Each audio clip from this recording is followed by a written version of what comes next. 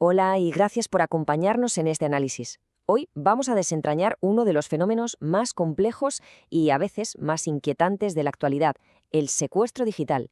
Vamos a hacer esto con mucha calma, paso a paso y de la forma más objetiva posible. La idea aquí es desmitificar este negocio multimillonario del cibercrimen. No queremos generar pánico para nada, sino entender cómo funciona realmente en la sombra. Así que, empecemos. Nuestra hoja de ruta de hoy es muy clara. Empezaremos viendo la histórica caída de Maersk. Luego analizaremos el ecosistema Ransomware as a Service, pasaremos al impacto económico real, debatiremos el terrible dilema del rescate, veremos qué pasa con las infraestructuras críticas y por último terminaremos con algo fundamental: cómo defender a las organizaciones. Vamos con la primera parte, la caída de Maersk, o dicho de otro modo, cuando el cibercrimen paraliza el mundo. Hagamos un viaje mental. Imaginemos la siguiente escena. Rotterdam, Países Bajos. Es 27 de junio de 2017, las 2 de la tarde. En la terminal de contenedores del puerto más grande de toda Europa, los operarios miran sus pantallas totalmente desconcertados. Las pantallas están en negro. Decenas de miles de contenedores y los sistemas que los gestionan dejan de responder de golpe. Y ojo, no es un corte de luz, porque las grúas y los focos siguen funcionando. Resulta que a esa misma hora, en la sede central de Maersk, en Copenhague, está pasando exactamente lo mismo. 45.000 ordenadores y 4.000 servidores mueren al mismo tiempo. En los monitores solo aparece un texto rojo sobre fondo negro, que dice: si ves este mensaje, tus archivos ya no son accesibles. Este caso es fascinante porque ilustra a la perfección lo hiperconectados que están nuestros sistemas. El culpable fue un malware llamado NotPetya. Pero lo más sorprendente de todo es que ni siquiera era un ataque dirigido contra Maersk en un principio. Toda esta pesadilla comenzó simplemente por una actualización envenenada en un software de contabilidad en Ucrania. Ese fue el pequeño vector de entrada. El daño colateral, sin embargo, fue absolutamente descomunal. Maersk, que en ese momento movía la quinta parte del comercio mundial, se vio obligada a operar durante 10 días seguidos a base de papel, lápiz y teléfonos de toda la vida.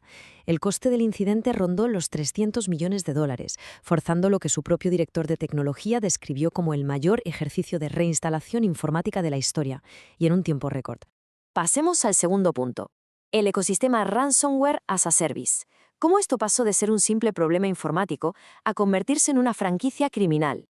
Para perderle el miedo a lo desconocido, primero tenemos que definir a qué nos enfrentamos exactamente. El ransomware es, en su esencia más pura, un secuestro digital.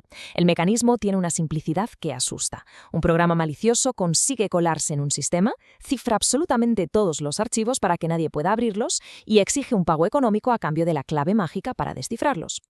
Ahora bien, ¿por qué una curiosidad informática que nació allá por 1989 domina el panorama actual del cibercrimen? Bueno, la respuesta está en dos grandes saltos tecnológicos. Primero, el cifrado asimétrico robusto. Esto significa que no hay atajos matemáticos posibles. Sin esa clave, los archivos son irrecuperables. Es como un candado irrompible. Y segundo, las criptomonedas. Estas divisas resolvieron el gran dolor de cabeza logístico de los cibercriminales, ya que permiten recibir pagos internacionales rapidísimos y sobre todo con un grado de anonimato más que suficiente. Pero ojo, porque la innovación definitiva no fue tecnológica, fue pura organización. Es lo que conocemos como Ransomware as a Service. Literalmente opera igual que una franquicia corporativa normal y corriente, solo que su producto estrella es la extorsión. En la cima están los desarrolladores, que serían como la sede central. Ellos crean el virus y se quedan con un porcentaje, digamos entre un 20 y un 30%. Luego están los afiliados, los verdaderos franquiciados. Ellos compran el acceso, lanzan el ataque y se llevan el trozo grande del pastel, un 70 u 80%. Pero hay más roles. Están los brokers de acceso, que venden las llaves digitales para colarse en las empresas, los lavadores, que blanquean las criptomonedas, e incluso negociadores profesionales. Es increíble, pero grupos cibercriminales como Lockbit o Conti han llegado a tener portales web, chats de soporte técnico para las víctimas y manuales de recursos humanos, como cualquier oficina moderna. Llegamos a la tercera parte, el impacto económico real, o más bien, el coste de la paralización. Para entender la magnitud del problema, hablemos de cifras. En el año 2021 se estimó que el coste global del ransomware alcanzó los $20.000 millones. Para poner esto en perspectiva, en 2015 la cifra era de 325 millones. Estamos hablando de un crecimiento vertiginoso, superior al 6.000% en tan solo 6 años. Una auténtica barbaridad. Pero aquí está el detalle crucial. El coste real no es solo el dinero del rescate en sí. El verdadero agujero negro está en el coste operativo. Tras sufrir un ataque severo, la media de inactividad de una empresa es de 21 días. Pensemos en eso un segundo. 3 semanas enteras de parálisis total. Y para las organizaciones más pequeñas, las consecuencias suelen ser fatales. Las estadísticas muestran que el 60% de las pequeñas empresas se ven obligadas a cerrar definitivamente en los 6 meses siguientes a un ciberataque grave. Simplemente no tienen el músculo financiero para aguantar el golpe y recuperarse.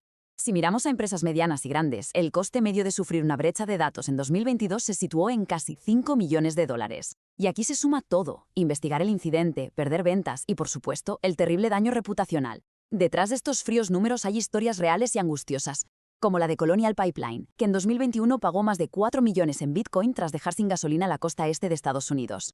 O el caso de la Universidad de California, que tuvo que soltar más de $1 millón simplemente para no perder años de investigaciones médicas irreemplazables.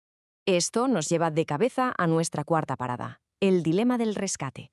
Seguramente la decisión más difícil. Es la gran pregunta: ¿pagar o no pagar? Ese es el dilema central que cualquier organización, con el reloj en contra y bajo una presión brutal, tiene que afrontar. Y adelantamos ya que no hay una respuesta sencilla. Al poner las opciones en la balanza, los dos lados tienen argumentos de peso. Quienes dicen no hay que pagar nunca, como el FBI en Estados Unidos o el CCNCERT aquí en España, tienen una lógica aplastante. Pagar financia a los mafiosos, fomenta nuevos ataques, puede rozar la ilegalidad y, encima, nadie te garantiza que los criminales te vayan a dar la clave. Pero claro, luego está la realidad, la cruda realidad de una empresa que no tiene copias de seguridad, que se enfrenta a la quiebra inminente o de un hospital con pacientes en riesgo. En esos casos de pura desesperación, a menudo sale más barato pagar que reconstruir la informática desde cero. De hecho, se calcula que entre el 40 y el 60% de las víctimas acaban cediendo, a pesar de que un tercio de ellas jamás recupera todos sus datos. Quinta parte. Infraestructuras críticas en peligro. Porque la cosa cambia cuando el objetivo directo es la sociedad.